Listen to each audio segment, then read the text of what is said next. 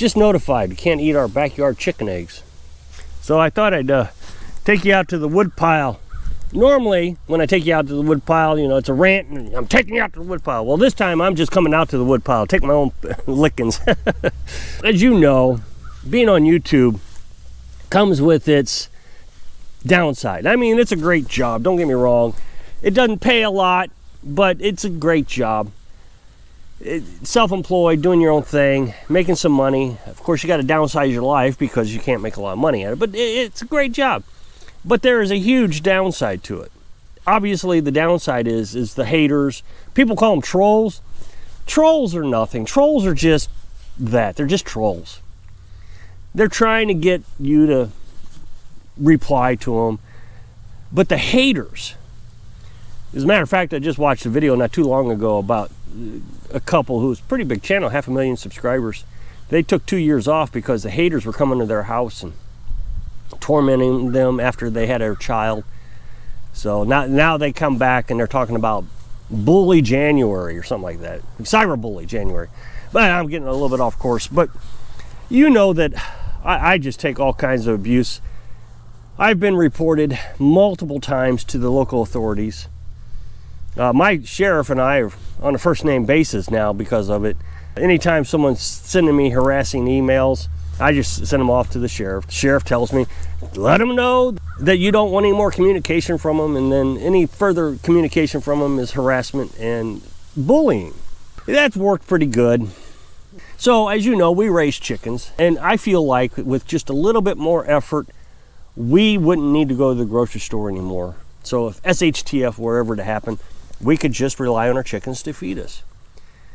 We eat chicken eggs every day for lunch, brunch, and then about 3 times a week with the amount of chickens that we have, we eat eggs for supper also. Without too much more effort, we'll be able to eat eggs for breakfast and supper. And so I talk about that in SHTF situation. I've talked about how we feed our chickens with our own stuff. We grow our own stuff. And so we're pretty well self-sustaining there as well. I say, you know, 90% self-sustaining. I think we're getting better than that, actually. I stick with 90% just so I don't have to hear the arguments. And of course, I talk about being a carnivore. We eat just meat products. I know on Fridays we go to Dollar General, and Dollar General is not in town. Dollar General is actually in the middle of a field. We go to Dollar General on a Friday and get some ice cream sometimes. Well, actually, we haven't been getting ice cream hardly at all, but pistachio nuts. So that kind of takes care of our carbohydrates. So you could kind of say, if you count Fridays, we're on a keto diet, not necessarily a carnivorous diet. But boy, I tell you, the backlash on YouTube is atrocious when it comes to the carnivore diet. I mean, you have both sides of the coin. You have these that, oh no, we're omnivores. You have to have vegetables. And there is a lot of scientific studies going on. I mean, there's doctors all over YouTube talking about how carnivore diets are better than omnivore diets or vegetation diets. I keep arguing that I've been an omnivore. I've eaten carbohydrates. I've eaten all the things that I'm supposed to eat. But now that I'm eating the things I'm not supposed to eat, I feel 1,000 times better. I've talked about all the aches and pains that have went away. I've talked about my asthma has gone. Even if I don't live as long, which there's no evidence that vegetation diets will make you live longer either, but my quality of life is 1,000 times better. So I get these harassing emails and comments saying that I'm misinforming people. And I always say, you do whatever you want. I don't tell anybody what to do because, at least I try not to. I don't even feel like I'm giving advice. I've given advice one time, and it wasn't even that long ago. And before I gave it, I said, I don't give advice. I just share my life, not all of it. I share some of my life because I have a unique lifestyle. I think there are a lot of people out there who like to do what I'm doing, live off grid. So the only piece of advice that I think I've ever given is, if you actually want to live off grid, I only know of one way doing it. Build yourself a tiny house, get yourself a cheap piece of property, get yourself 15 cords of firewood, and get on a carnivorous diet raising chickens. That's the only way I know how to do it because that's what I'm doing. So if you want a guaranteed way of living off grid, this is it. I just know this works. But other than that, I don't give advice. If you want to eat vegetables, fine, eat vegetables. But I can't guarantee you that you're going to be successful at off-grid lifestyle eating vegetables because we don't do it. So as we know, there has been a shortage of eggs and chicken in the grocery stores. And if there's not a shortage, we can definitely see the prices going up. We used to buy bagged chicken every time we went to the grocery store. Now, we'd still go to the grocery store. I should back up a little bit because we enjoy having a variety of meats in our diet, but that doesn't mean we have to. We could just eat chickens and chicken eggs. We get about 7 to 13 chicken eggs a day now. When you go to the store, shortages and prices, we see it. Last spring, we were able to buy a 10-pound bag of chicken leg thighs, and we would can that. We buy 3 bags, and we would can it every month. And the chicken was $4.90 last spring. And within less than a year, it is now $9.90 for the same bag of chicken. Egg prices are going up. Now, we haven't seen a dramatic rise in egg prices, but we have seen a rise in egg prices.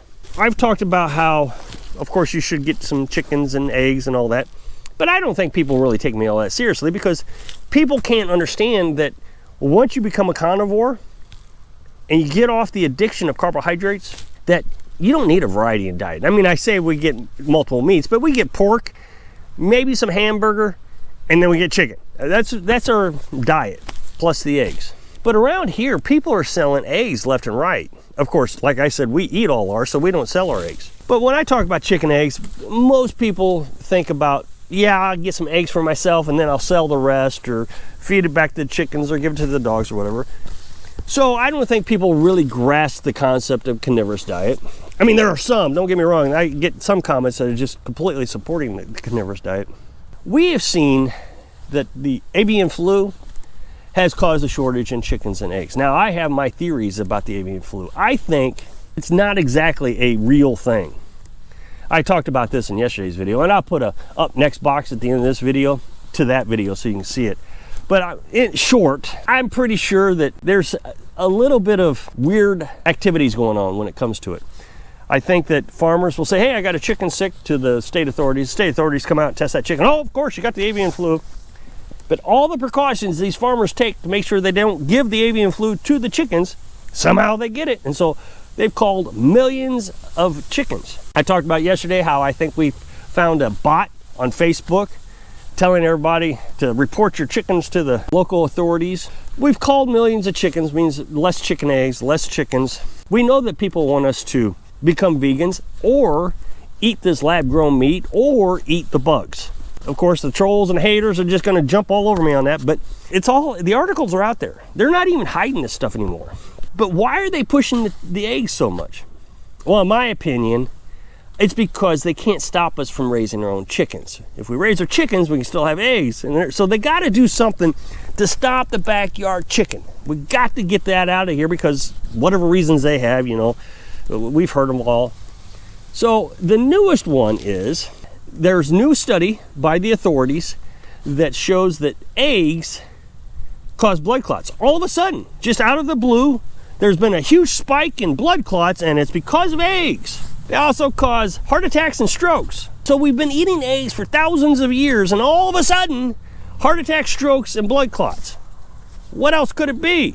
We already know that the CDC or the FDA or some three-letter organization suggested that this thing that everybody got causes those 3 symptoms. I got to be careful here. I can't talk too much because I'll get shut down, which is another point to this video, so hang in there with me. Now, I got this article from a subscriber, Shadow54, I think his name is, or 54 Shadow, something like that. So he sends me this article. He sent me 2 of them. And it says the eggs have this thing in them that can cause blood clots and strokes and heart attacks, and we really need to reduce our egg consumption. But then it starts to talk about other things that can cause blood clots, such as dehydration. If you don't drink enough fluids, that can cause a blood clot. Well, that makes sense, actually, if you think about it. I don't think a lot of people drink enough water.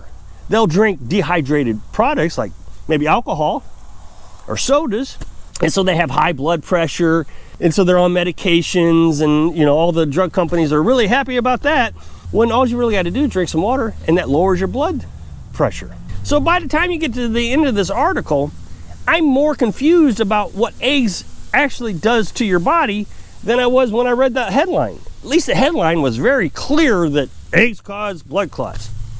But then you get down to the bottom, it's like, well, what causes blood clots? Because they listed off all the things that can cause blood clots. So really, they were just trying to scare you with the headline. Now, I know that a lot of people won't go past the headline. When I make a video, I get a lot of comments that clearly show that people didn't watch the video. I think they're going to make a huge push worldwide to get chickens and eggs out of the stores. So you may want to start raising your chickens now before you can't get them anymore. I've got videos on how to incubate chickens and the whole thing. The guy who sent me the article, Shadow54, he also sent me another article, and I nearly lost my mind. It says that the people who didn't get the thing are responsible for people who are getting strokes, heart attacks, and blood clots from the thing. They now admit that, like I said, the CDC, I think it was CDC, are showing studies now that show that that thing are causing blood clots, strokes, and heart attacks. And a lot of people are dying from this, and it's a terrible thing. The article goes on to say that the people who didn't get the thing should have done a better job educating people who got the thing. We should have warned them louder. We should have taken more action. We should have done more to stop them from getting the thing. And that we should be held legally responsible somehow for not warning them. It is not fair, the article says, something to this effect, that the people who didn't get the thing are going to be healthier and have less risk than the people who were trying to do the responsible thing. I remember very clearly a ton of YouTube channels, including my second channel, got in trouble or was completely taken down. I know my other channel got in trouble, so I just stopped making videos. I wasn't even going to do it anymore. Or if you got on Facebook and you said anything negative about the thing, they would take your Facebook page down. Twitter, all of them. They would not allow you to say it. But it is our responsibility to tell you not to do something, even though that you were telling us to shut up. I remember the women from The View, the TV show The View, saying that we all should be locked up for not getting the thing and lose all our freedoms because we're putting everybody else at risk. It is amazing to me how the other side can always find blame for the people who are saying, hey, wait a minute, what are you doing? Why are you trusting government? Stop trusting government. Well, we trust government, and then when all of a sudden government screws up, well, it's the people who doesn't trust government. That's their fault. So if you click this up next box, it'll take you to the video where I was talking about those chickens. So hope I can inspire you to find your own freedom so you can live your dreams. Thanks for watching.